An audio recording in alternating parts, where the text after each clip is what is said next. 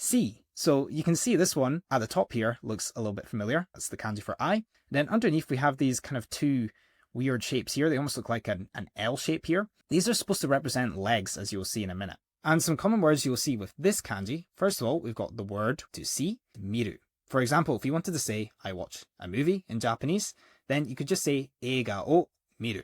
And then on the right here, we've got miseru, which is more like to show something. You can see that if I break down this kanji, first of all, we've got this kanji for eye. We just memorize it by thinking it's like a 90-degree turned eye. So you can see the top box here is like the white part of the eye, and so is the bottom part. Then this middle part here is almost like the iris, like the main part of the eye.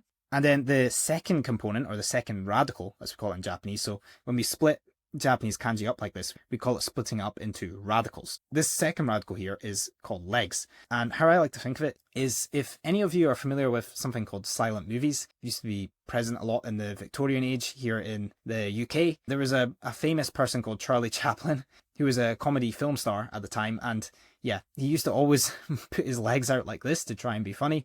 And if you look at the way his feet are positioned, and then you look at this kanji here, you can see it looks very similar. So that's how I like to remember it. And how I like to remember the entire kanji is I like to think of it as like an eye with legs watching the TV. Also, if you want to learn all the 1,000 most common kanji, make sure to check out my 1,000 kanji 90-day challenge to level up your kanji game.